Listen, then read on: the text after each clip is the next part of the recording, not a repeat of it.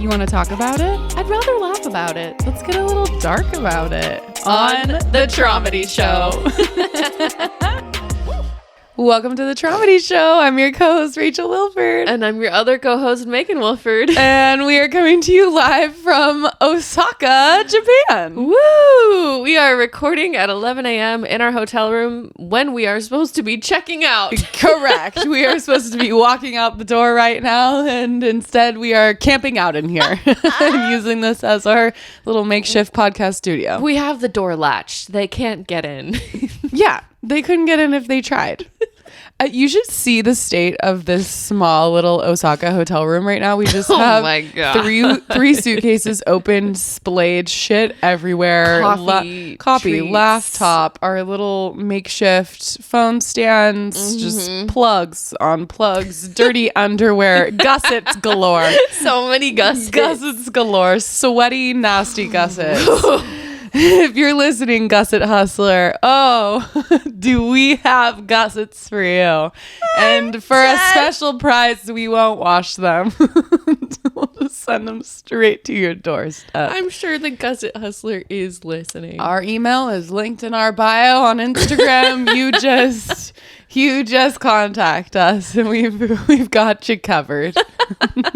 Any gusset you could want. I've got Spanx gussets. I've got thong gussets, boy short gussets. The sweatiest gussets of all time. And we'll get into that on our Japan trip of the sweat that we swote. Oh, the sweat that we swote. In this Japan summer heat. Yeah, so in this episode, we just want to talk about Japan while we're in Japan because it's kind of iconic. Yes, we must podcast. When we fly to Asia, we podcast from Asia. When we fly, I guess we flew to Idaho and we podcasted from Idaho too. Oh, you're right. I guess when we travel, this is kind of a true crime travel podcast. Oh, you're right. Yes. True crime travel interview podcast now. You know, we're always evolving. We're always growing. We didn't know when we'd record this episode, and it just kind of came down to the point of, we're leaving today. So we need to record now because our flight is in like 4 hours. Yeah. Let's record as we need to be checking out of our hotel and leaving the country. Let's do that. All right. Where should we begin? We should begin with you getting here. Oh my God. Before me. A week before me. Oh my God, Thelonious. I got to fly business class. And it was one of the most magical times of my life. Like, I've never flown business first class at all in my life and had no context really for what that would be like. But my dad has like super status, so he was able to upgrade me for free. And it was so nice.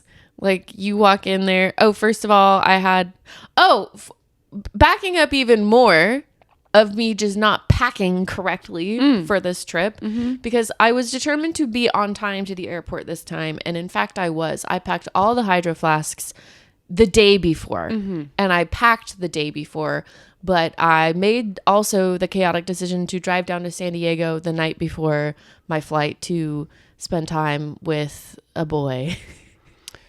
Gentle reader, her Shirley Temple situation is no more. My Shirley Temple situation. My cherry has been popped. She is hymenless once more. Oh, good. Everyone was so curious.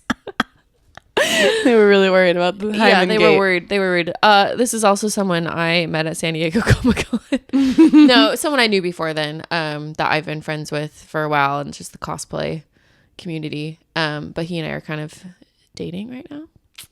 Seeing each other. So I went down to San Diego the night before and I was trying to be responsible and I put all my clothes in the dryer. And then I said, when I get back tomorrow morning, I'm going to put all of these clothes in my suitcase. But when I got back, by the time I got back to my house from driving from San Diego, the Uber was already like there. So I completely forgot to get all of the clothes out of my suitcase or the dryer. So I left a lot of clothing, but I got to the airport on time. So there's a win there. And I got to fly business class.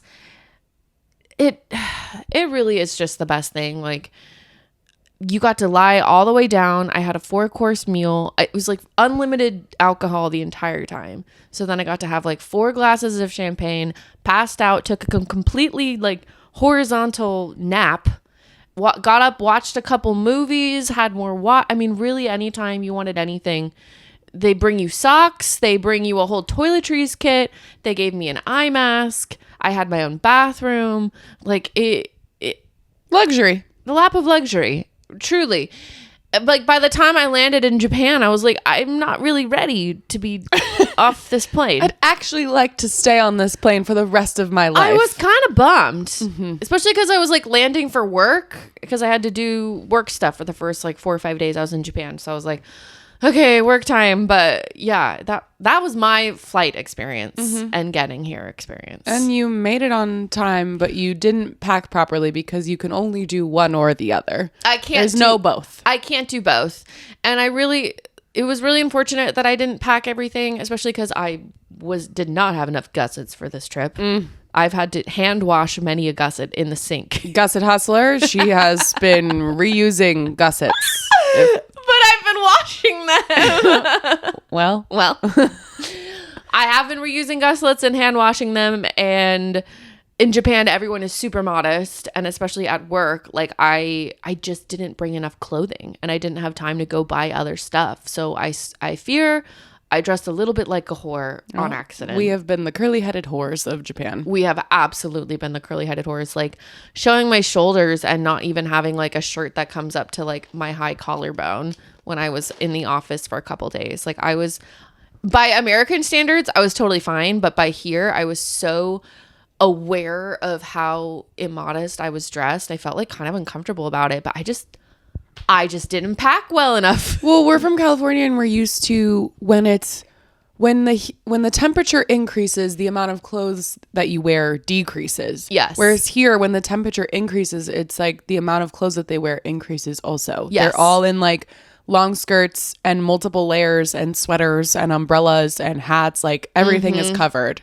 And we're just like, yeah, no, tits and ass. Tits and ass, baby. Like, yeah, they had floor length skirts. A lot of floor length skirts and just long sleeves and gloves, even umbrellas. Yeah. No, you would think it's winter here, but no, it's 100 degrees. And that's like how they dress at the office. And I get to the office and I'm like, oh, wow. Yep. I'm the office whore. I'm the American whore here. So yeah, that was my experience getting here. If you'd like to share yours. Oh yes, because mine in great contrast to Megan's experience was quite the peasant flight experience. In contrast, well, you flew from Vegas. How to begin? Oh yeah, I was in Vegas first and foremost for 24 hours, and then I hopped on a flight there and went to San Francisco. And I had a carry-on, and I was an idiot and even walked off the plane in San Francisco and just left my entire suitcase on the plane. And I had to have an airline employee go back and get it for me because you can't go back on the plane. And then when I got on my 11-hour flight from San Francisco to Tokyo, I did not realize that there was no meal, first of all, on this flight to be had. Which feels illegal. It absolutely feels illegal. What feels more illegal is that there was also no water.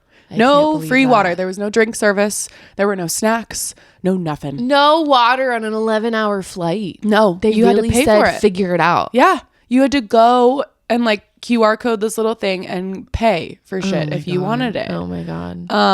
Meanwhile, I had a waiter coming by every hour asking me if I wanted another glass of champagne. Yes. No, you had a butler. And I just got to smell somebody's stinky butt the whole time because I was in an aisle seat and then the middle seat was open. And then I was sitting next to this guy in the window seat. He was just ripping ass the whole time to the point where it was like, that was just the normal air I was breathing. It was just like, yeah, there's another one, but I'm so used to it now that it just brings me some comfort. At least I'm getting that when I have no water. Like it was like a little bit of like weirdly sustaining you. It was sustaining me. His flatulence was sustaining me. And then at one point, I finally try to go to sleep. And then I feel this strange sensation near my right leg. And I take my eye mask off and I look, and he has laid fully down. Oh. And put his head basically almost in my lap. I basically cheated on my boyfriend. No, I woke up with this strange man's head basically in my lap. He was asleep. The flatulence man. The flatulence man. Uh-huh. And I had to just avoid his head there. Oh my God. Right there for the rest of the flight. It was a time. And then when I landed, I just kind of moseyed on down and took a taxi, 20-minute ride to my airport or my hotel. Mm-hmm. That was my transport experience. Yeah, and I had to immediately ride the rails. I had to immediately figure out the Tokyo train system. Oh my God. After traveling for like 20 hours. The Tokyo train system. Mm-hmm. And that was a really interesting experience.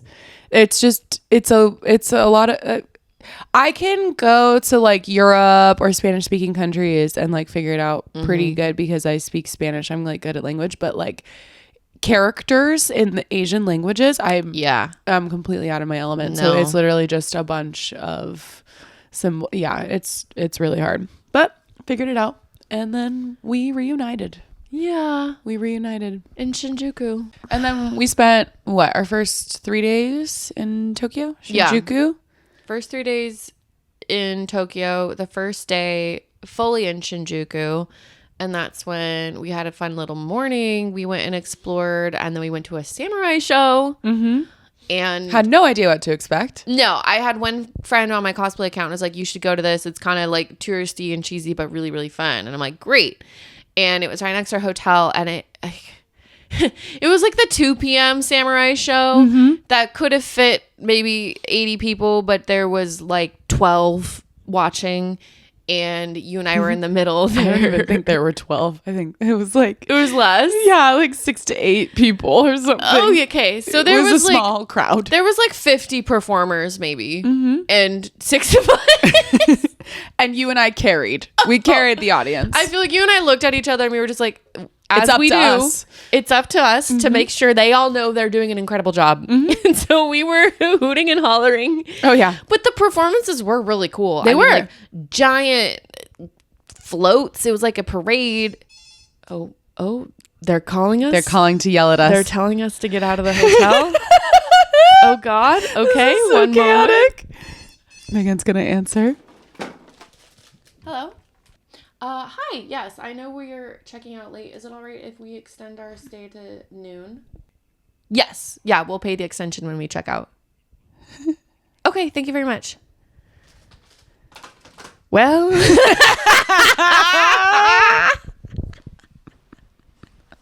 Very demure of you to. What the fuck time is it? I told him we'd check out at 12. Yeah, it's 11:15. All right. Yeah. We've got time. Okay. We need to keep that in the 100%.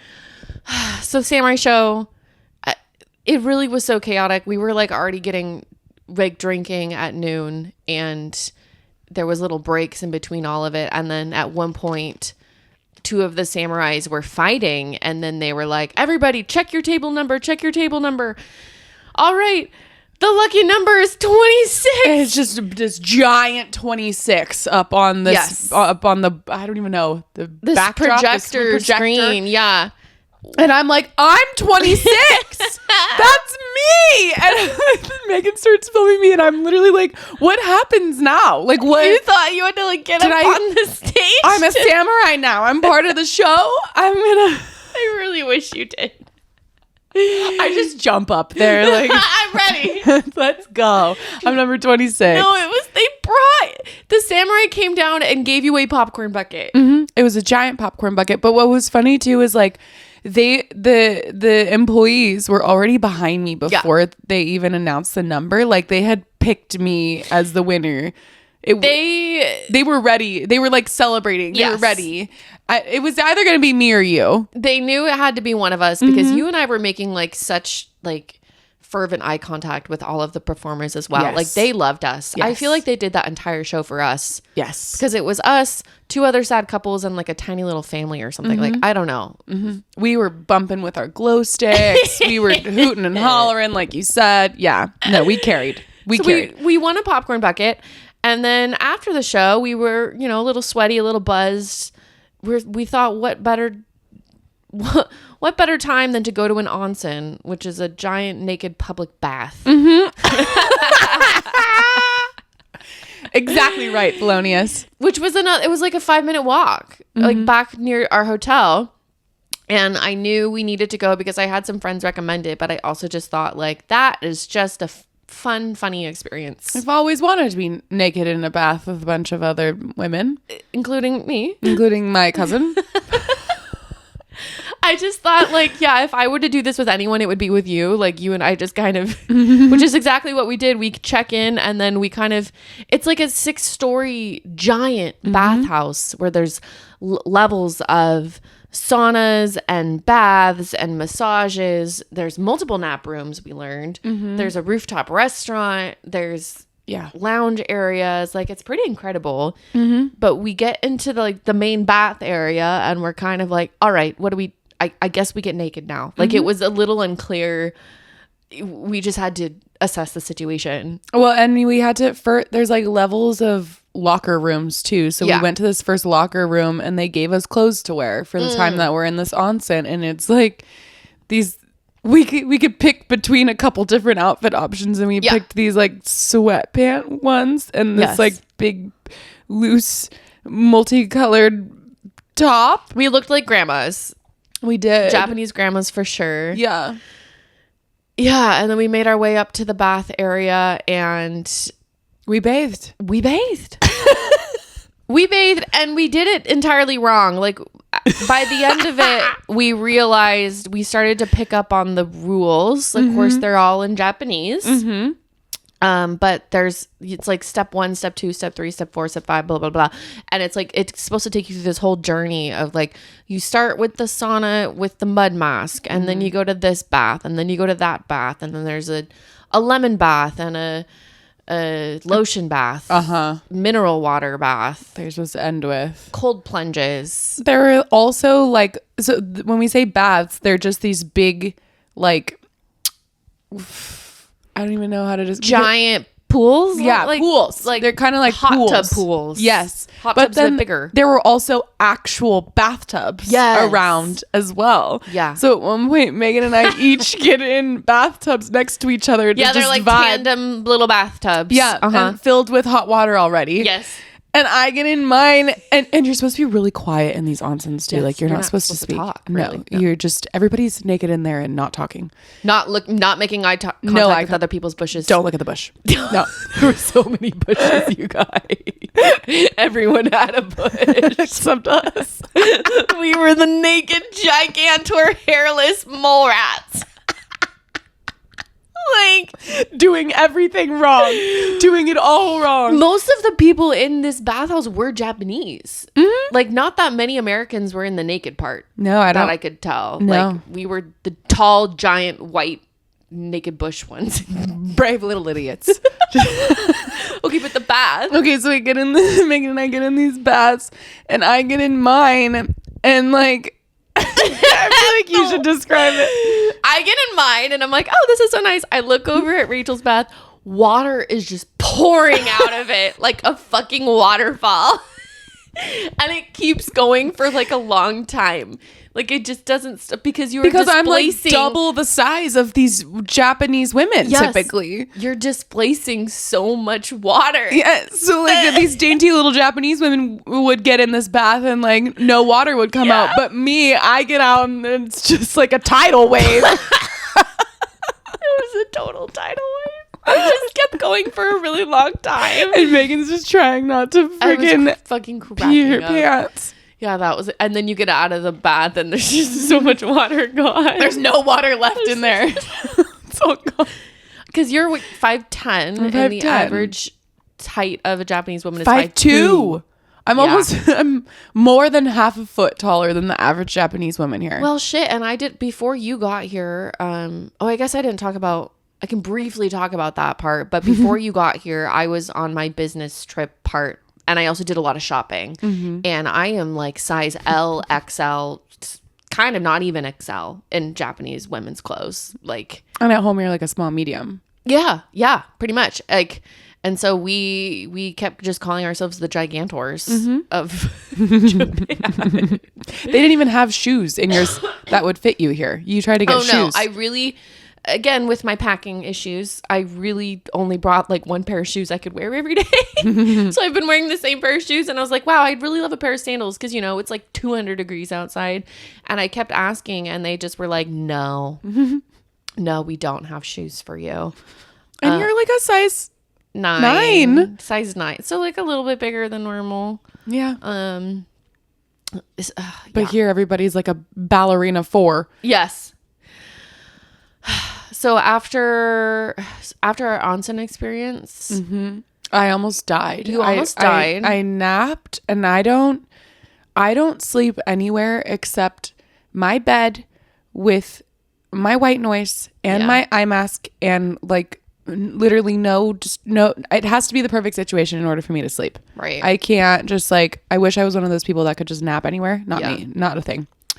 In this onsen, when we went to the nap room, I napped really hard. And I napped harder than I ever have in my life. And I woke up and I was like, I'm not going to make it. No. Because I was fighting jet lag. You had that was your first full day there. And we had plans to go out and stuff that night. And it was like, she's going to be okay. Yeah. My body was like, oh yeah, it's bedtime back home. Go to bed. And no, that was a mistake. It was because we got massages too. And they were so nice. They were so nice. They were nice.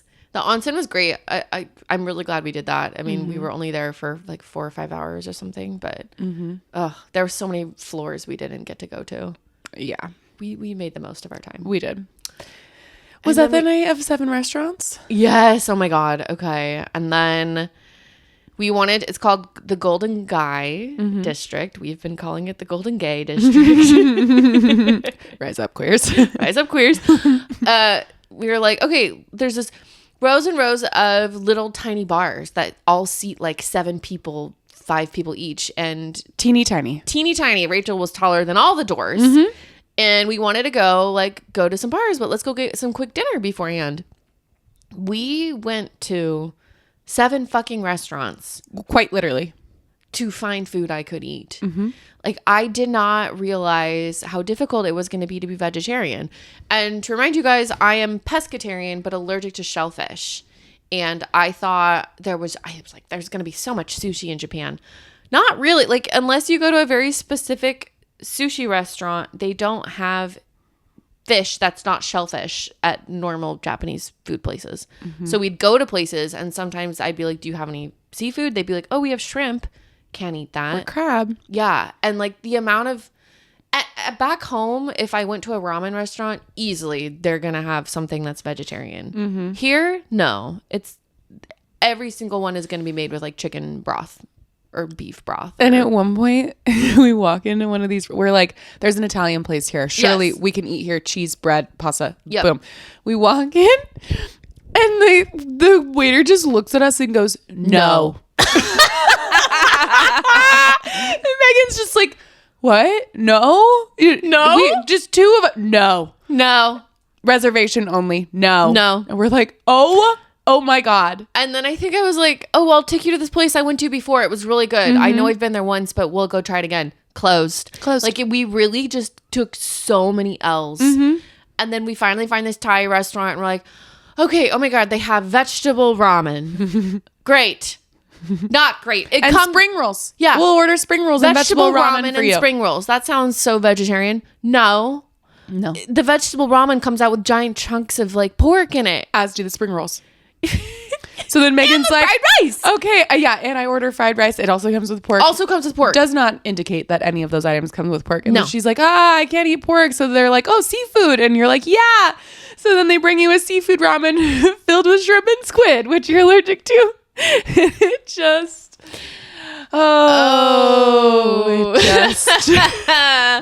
yeah, I have had some trouble eating here. There was one moment I'll briefly talk about before Rachel got here, when I weaseled my way into this like executive dinner I wasn't really invited to, and I somehow and was kind of half-ass invited, and I went, and they were like, oh, sure, we're happy to have you.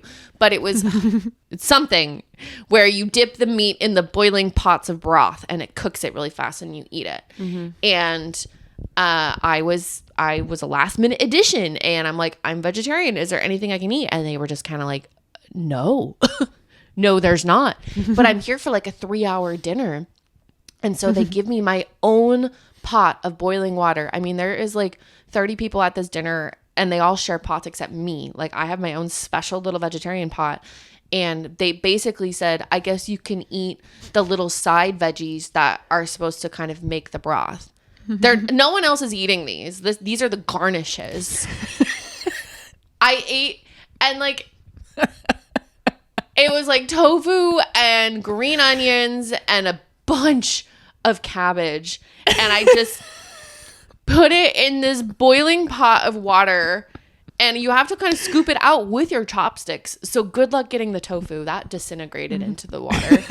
The only thing I could manage to get out was the boiled cabbage.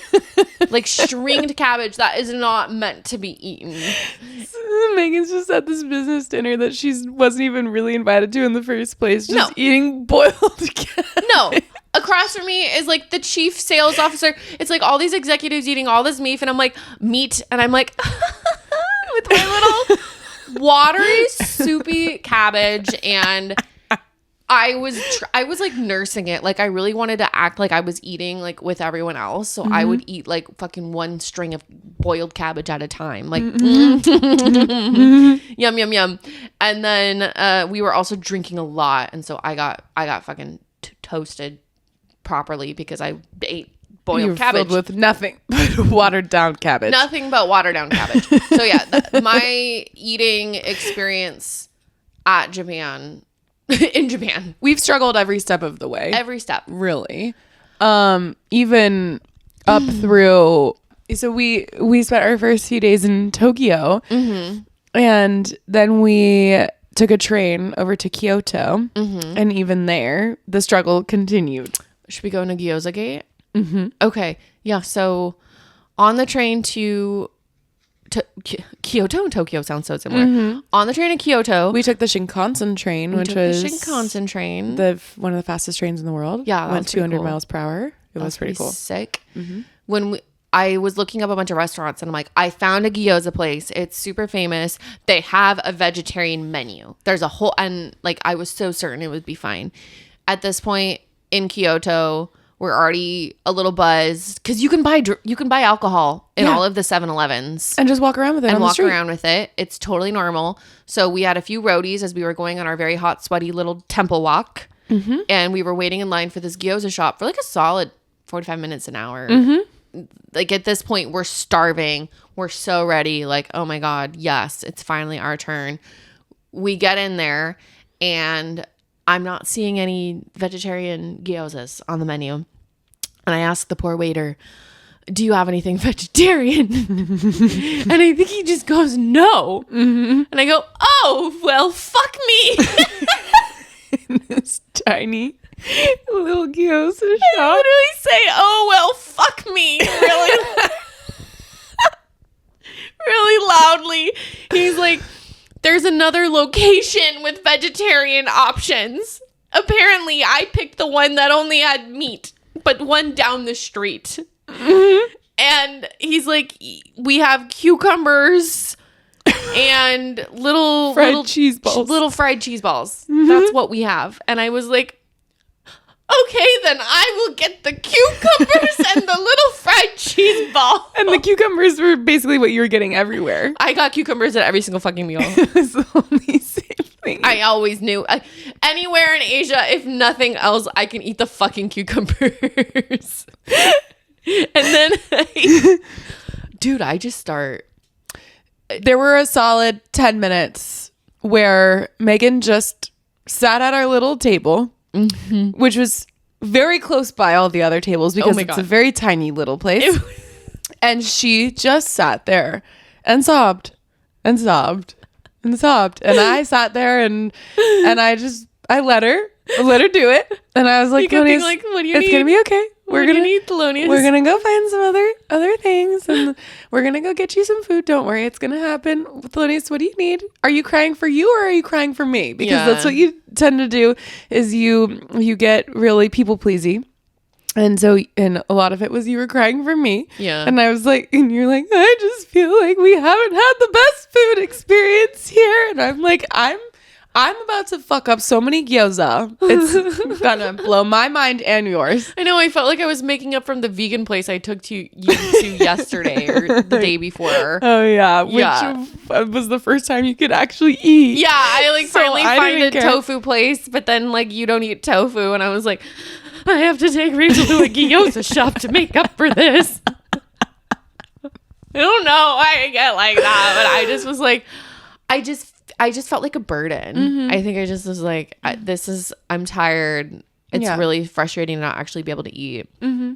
Yeah, so it was a solid 10 minutes. Solid 10 minutes. At one point, I tried to test the waters with a joke, and it wasn't well received. So I was like, she's not ready yet, but she will be.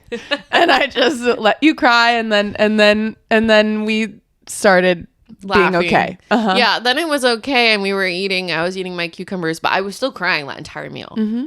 Like I never stopped. No, you never stopped. No, it was more just like silent tears, just flowing. Yes. Just flowing. And like the bathtub that I got into. Like and the bathtub. just a tidal wave of bathtub tears. Tidal wave of bathtub tears to Gyoza sobbing pipeline. I don't know. That's what the title of the episode. A tidal wave of bathtub tears in a gyoza shop in Kyoto.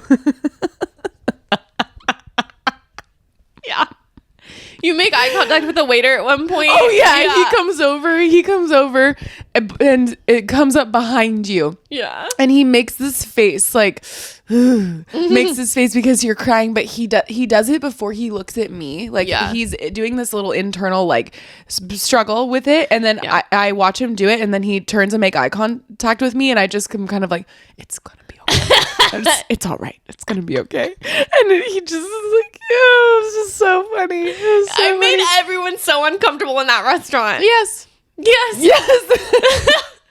They give you little wet towels at the beginning of every meal in Japan, and makeup was everywhere. I literally just took off all my makeup with it. I was like, great, my crying makeup towel. And like it was definitely alcohol induced a little bit, but there was my true feelings. It was over a week of frustration Yeah. of you trying to eat and not being able to. So. No one could have handled that better than you, though. No. No. No. And I don't know if it was the next day or whenever it was, but I was like, imagine Alex trying to my handle you ex-boyfriend. in that gyoza shop. No. It wouldn't have worked. But I had amazing gyoza. Yeah, you had great gyozas. That was one of my favorite meals. We found a really good restaurant after that, and you got udon that had tofu in it. Finally, and then I got fish, and we got some other food, and we played Fuck, Marry, Kill. We were pretty drunk at that point, and we played Fuck, Marry, Kill for like 2 hours. We cannot say on the podcast the options that we were doing. Well, we were doing like ex-boyfriends and presidential friends. candidates. Can I say the really unhinged one? Yeah. Okay, Megan, at one point we were running out of options. Like we had gone through family members. It was highly inappropriate. And we're wasted. Cartoon characters. Cartoon characters. Yeah. At one point, Megan just looks at me and goes, okay, the wolf, Donald Trump, and Hitler. And I had to choose who to fuck, marry, and kill. Between like the worst 3 options I think in you the history said of marry options. Hitler. Because You said marry Hitler. I did say marry Hitler. Yes, you did. Well, you said I had to kill the wolf. He'll spare me if I marry him, is what you said. And maybe I could get him to spare everyone else as well. Maybe I could change his mind. Are those the words you said? Well, the words I'm saying now, maybe. In sober mind. Like the logic was good. Yeah. Gentle reader, I don't want to marry Hitler. I don't align with any of that. Let's just say that for the record, okay? But also, like, I couldn't marry Donald Trump. The thought of having sex with him too is just abysmal, but I can neither marry nor have sex with the wolf. No, that's why I gave you a diabolical option. Who knows what kind of STDs I would acquire at this point. That was so good. And then we went into a Hello Dolly themed little speakeasy bar where we had the worst cocktails ever. It was nail polish remover in a glass. It was so bad. It was like we couldn't even. Nope. We were there for probably 20 minutes. We were already pretty drunk. We're like, we need to I wouldn't have even poured out that cocktail for my homies. It was that bad. You wouldn't even have poured it out for Wouldn't have even poured it out for my homies. Be worth it. No. It's like pouring out gasoline. Yes. It would have been a big fuck you to do that to a homie. So we only had like 2 days in Kyoto. Yeah. It was really short time. I've been here for 2 whole weeks, but Rachel only got 1 week because I also needed to get back. I don't have that much PTO. I'm working tomorrow. Woohoo. So we only had 2 days in Kyoto and there was so much to do. It was a really cool little, very different vibe than Tokyo. Highly recommend. Yeah. There we got to see some geisha. We saw some temples. It's also just so fucking hot here. Yes. It's been what 90s? Yeah, it's been about like 92 to 95, I think, most of the time. But it's been so humid. It's so humid that it feels like it's 10 degrees hotter than what it's saying. This is some of the most oppressive heat I've really ever experienced. Like close. I mean, I guess Singapore is similar, but this just somehow feels worse.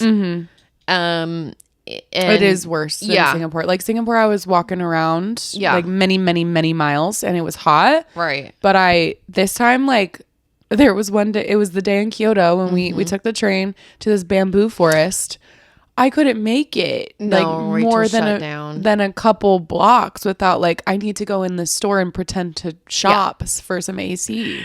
I was like, okay, we have 1 full day in Kyoto. We are going to go here and go here and go here. And we only achieved one of the things. It was really cool. It was this giant bamboo forest. It would have been so cool at 70 degrees.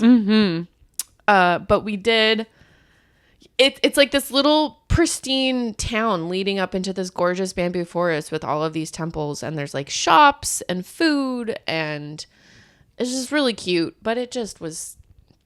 There's no breeze in that bamboo forest either. No breeze and hardly any cloud coverage. And you were struggling. And so was I. It's a bamboo oven. It was what it is. We were in a bamboo oven and we had to stop many times to get a treat, to get lunch, to get more alcohol. Yeah, I think we drank it. Oh, I don't know. We had matcha. We had so much matcha. There's a lot of matcha in this land. A lot of fucking matcha in Kyoto. And then... we went to the bamboo forest and walked around, but like I just can't describe how sweaty it was. No, I had just washed my hair and I was like, oh, I have to wash it again. Yeah. It's just the sweat that I swote was a lot. But we got some cute pictures and we got some cute videos. I'm going to have a lot of reels I'm going to make. Get ready. And we got on the train back. Oh, and then the next day we went to Nara and did the bowing deer. Yes, the bowing deer. Those were fun. Also extremely hot, but like this is like one giant park of hundreds of deer that all just are used to the people. And some, I don't know the history, I want to look it up, but somehow they learned that if they bow to you, they get crackers. And you buy the crackers on the side of the street, and some of them were more aggressive than others. We were kind of hoping that a lot of them would headbutt Rachel so that I can make a funny video of all of the deer headbutting Rachel. More of them did it to you, I feel like. I got one antler spear in the butt, but otherwise... I got some nibbles for sure, and I got one of them really, really... bumping into me intensely. They were so cute though. Like, how often do you get to interact with a deer? Yeah, we were leaving. You're like, that was a once in a lifetime experience for sure. You got to pet deer. Yeah. In the wild. Yes. They were so tame. And they were bowed to us. They bowed. The little babies were so cute. And like you try to give a cracker to a baby and then a bigger one would come over and take it from them. But they were just learning. They were starting just to learn how to do the bowing. And we saw 2 male deer fighting. Like it was really, really cute. It was worth the train ride. It was 100%. We went from the Nara deer in the morning to taking another train back and picking up our shit at the hotel in Kyoto and then taking multiple trains all the way over to Osaka. Oh my gosh. And just walking through the streets with our I have 2 giant suitcases, and these trains, you guys, like your Google Maps tells you exactly what to do, kind of, because it'll say this line, but then there won't be a sign for that specific line anywhere. And then it'll say platform 3, and then sometimes it won't tell you a platform. And there's a limited express and a semi-express and a rapid express and a semi-rapid limited express.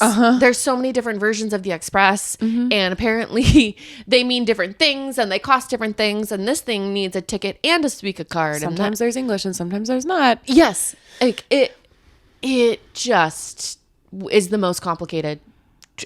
I can see why it's so efficient and organized. And if you've lived your whole life, like we saw little 5-year-olds riding the trains by themselves. I literally was looking around like, where is this child's parents? Yeah. He was 5 years old walking around doing it. We're a couple of 30-year-old women trying to, well, you're not quite, but like, oh my God. Just a couple of dumb gigantors. Dumb gigantors, especially when we had the big suitcases. And like, I led us pretty well overall. Like, you crushed it, Thelonious. Thank you, Thelonious. I was really trying. I was nav queen. Sometimes my phone would give out like Google Maps would say it'll take you an hour to get here, and it would take us like an hour and a half just to add the extra time to make sure we are going in the right spot, and then to skip a little bit ahead to stay on the navigation theme. But we are in Osaka for 24 hours, and we're trying to make it to Universal Japan.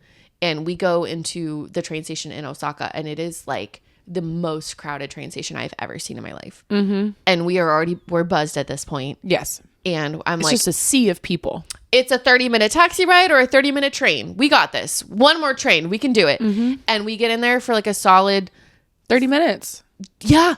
Walking around. Trying to figure it out. And we gave up. We said no. Just like that Italian restaurant said to us, we just simply said no. And I think that's an important lesson. That knowing when to call it is just as important as like persevering past your limits. Sure. Like, I think that was a really important lesson in boundaries. Yeah. Of we're actually done with this. We've had enough. We've had enough of the trains in Japan, and we deserve a little taxi treat. I think you would have kept going if I was like, no, we're going to figure it out, Thelonious. But when I looked at you and said, I think I'm done, you were like, okay. Yep. We're done. Because if you can't do it, I can't do it. No. And so we take the elevator up, and like the taxi or the trains are like 150 yen, 200 yen each way, which is like less than $1. Our taxi ride was 6,000 yen. Just to give you a little. Yep. But we just didn't have the time. We had 24 hours in Osaka. And we needed to get to Nintendo World. Well, and we got here because a lot of the reason that we came to Osaka in the first place was to go to Nintendo World. Yeah. And we got here and we're walking around trying to find our hotel. And we're like, wait, this place is really cool. We're kind of bummed we only have 24 hours and we're trying to maximize it. So yeah, we went down and had sushi and then we got roadies and walked around, buzzed, and then tried to do the trains to get to Nintendo World. Didn't happen. So we taxied to Nintendo World. Yeah. And then we fucked it up in Nintendo World, Universal Studios. There was a giant Halloween thing going on. So that it was a fever dream. Like we're, again, still pretty buzzed at this point, sweating our tits off. Like it's still so hot late at night, but it's a little bit more bearable at this point. And we're walking around. And reminder, last time we went on an Asian trip, we went to Universal Studios as well in Singapore. We're not going to go to Asia and not go to Universal Studios. Apparently not. I didn't even mention this earlier, but I also went to Disney Sea all by myself. Like, there was a solid 2 or 3 days before you got here when I was just solo travel queen. Just bopping around. I was bopping around. I took my ass to Disney Sea on the trains by myself. Like, I did do pretty good. Yeah. Like, you absolutely did. We rode those rails. We rode those rails. No one can say we didn't ride the rails. No one can say we didn't ride those rails. This whole trip, I feel like it's been our coping mechanism phrase. Yeah.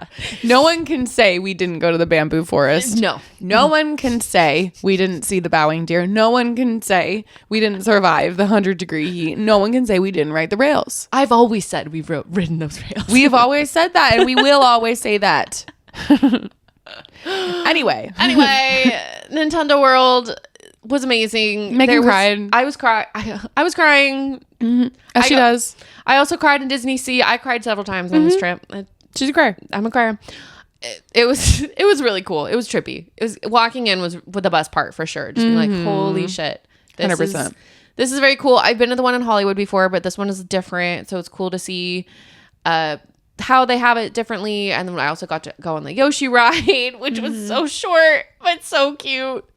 And the Yoshi ride is unique just to Japan, which is fun. And Japan's the original. And also just where Nintendo is born. And we also got to go to the original Nintendo store in Tokyo. So definitely my little Nintendo heart was very happy. Yeah, thank you it for was going cool. to Nintendo World with me. Oh, it was awesome. And we also saw lots of zombies and people with like clowns, and it was like Halloween time.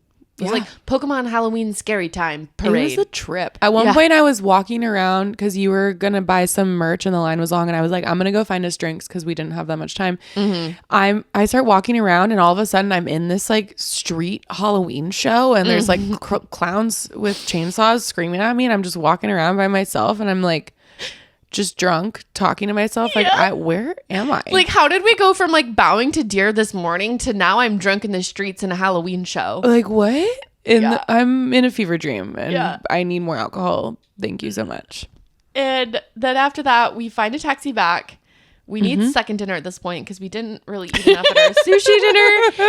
And given my experience of like, I've tried looking up restaurants. I've also tried just impulsively walking into them, and it's been hard to find food. So I'm trying to look them up, and I'm like, I found a Korean restaurant. They have vegetarian stuff. It looks super cool.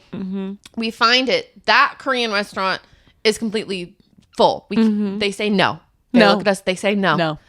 The one right across from it is another Korean restaurant, and it's open, and they have AC, and we're like, great. We get in there. They don't have an English menu, and the waiter doesn't speak English. Like, it's the least English friendly place we've been in so far. So we're using Google Translate. I'm taking pictures of the menu and looking at it, and I'm like, anything vegetarian. I end up eating this entire pancake of chives. I thought it was gonna be like a chewy pancake with chives in it. No, it was a skillet of chives. I ate a skillet of chives, and you ordered the chicken and veg. Yeah. There was on the menu a picture, and it was chicken, and it looked like it came in a red sauce, and I was like, that looks good. I order it. He brings out a full on table boiler thing. I don't know what it's called, but a thing to boil something literally at our table with a giant pot filled with chicken and vegetables and whatever else. I ordered a giant chicken soup that could feed a family of 4. Oh, easily. And it was the spiciest soup known to man and the hottest soup known to man. Yes. And meanwhile, it's 100 degrees outside. Oh my God. And so if you've ever just wanted soup in the heat, this is the spot for you. And it's not like I could really help.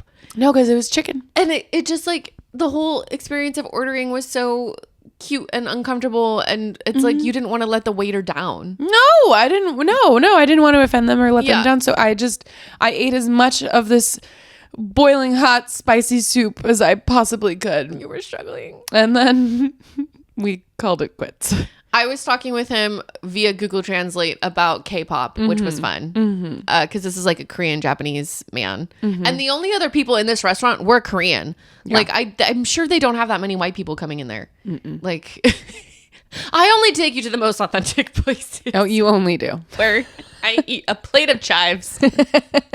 And I get boiling hot soup in the heat. Yes. And then after that, we were feeling a little spicy Korean foodie and walked around, played some games. There's so many of the crane games here in Japan. Rachel ended up being really good at them. I ended up kind of slaying last night. Yeah. I pulled a lot of prizes. You pulled. We got so many little tchotchkes. Yep. And yeah, we went to a photo booth. We went to Family Mart again. I feel like one of the big things in Japan is just going to all of the 7-Elevens and Family Marts and whatever and getting treats and coffee, and it's a big thing here. Yeah. Yeah.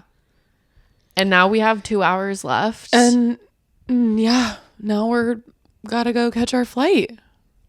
I would say overall, Japan is awesome. I would love to come back. I feel like this was, again, kind of like how we felt about Singapore and Thailand. Like, this was like a good introduction into this country. It's so different than Singapore and Thailand, really. Oh, the Capybara Cafe. Oh, yeah. We didn't even talk about that. We did a Capybara Cafe. Yeah, animal cafes are huge here, probably for tourism and whatnot. But there's pig cafes, meerkat cafes, cat and dogs, and then we saw a capybara. Yeah, that was.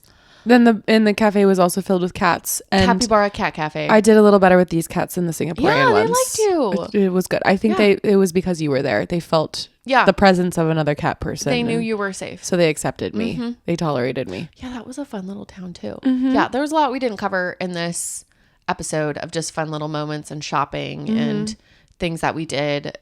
The Japanese people are so friendly. They really are. Yeah. And like overall, it's a good place for tourism. The trains are not to be reckoned with. Good luck. I don't even know what to tell you on that one. You're on your own. I'm pretty good at navigating in general. You are. And we did okay, but wow. Yeah. There were only a couple times we got on like the wrong train for a stop or something. Yeah, we did okay, but that was a lot. But it's better if you're not vegetarian if you come to Japan. Yep. Eat meat here. Eat meat here. I think there's more to see in Kyoto and there's For more to sure. see in Osaka. We just had limited time, but like we really did the damn thing. We're exhausted. We are so tired and covered in mosquito bites. Oh, the mosquitoes here. I've been scratching this one for a while on my thigh just now. We're covered in mosquito bites and sweat, just chronically. And but it's been a really fun time. We fucked it up for the middle of the summer last minute trip. Oh yeah, no, we only booked this like a month ago. Yeah, if that. I mean, we really didn't know if I was going to come here or not. And I love that. I was like, Thelonious, I have to go to Japan for work. And so here I come too. Here you come. Like my coworkers now just expect you to come at this point if I do go. Yeah. So it's been really cool. I'm exhausted. I'm so excited to go home. It sucks I have to work tomorrow, but I'm also so grateful that I was able to come for work. The whole work part I didn't talk about, but that was really cool. And to meet all those coworkers and to just experience different cultures and I don't know, languages and food. And even I was in a meeting where someone was translating what I was saying, and like that was just like a cool life experience to have. And I'm just grateful for it. There was definitely a couple of emotional times. I feel like this trip being like, wow, holy shit, here I am in Japan with my cousin. Like totally. Oh yeah, we didn't talk about Team Labs, but it was one of the coolest. Oh, so cool. That was one of the coolest freaking museums. That was probably an emotional time. Yeah. Of just like, whoa. Yeah, we'll post pictures of that. It was just like all these different rooms of like lights and art things. It's like interactive and just gorgeous. Yeah, it was very cool. Yeah. We are very grateful for this, and I think you and I both often have moments of like, wow, last year us looking at us now. Yeah. You know, if I think they would be so happy and proud that we chose this route in life versus the other one that we were on. If I was on the other route still, I don't even think you'd probably like be here with me on these trips maybe. You know, like it'd probably be my ex-husband. And like it feels there could have been no one else with me in that gyoza shop when I was crying. It could only have been you, Thelonious. Yeah. I don't take that lightly. There's no one else I would feel comfortable enough to probably even cry that hard. Like, I don't even know. Yeah.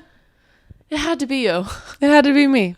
All right, we got to go catch our plane now. They're going to call us and kick us out. Yeah, we have like 5 minutes to get out of here by noon. All right, don't forget to rate, review, and subscribe, and send this podcast to somebody that it could help, or somebody that might be traveling to Japan soon. Yeah. Honestly, hopefully this is helpful. We recommend all the places that we went. Totally. We're going to be posting a lot of stuff from the places that we went. Yeah. Let us know if you have like more specific questions about areas and whatnot. Oh my God. We'll be your travel guides. Are you kidding me? Totally. Send us a DM. Hit us up. Yeah, follow us on Instagram and TikTok at the.traumedy.show to see all the different things that we did, and our stupid shit. And yeah, more to come. All right. Bye.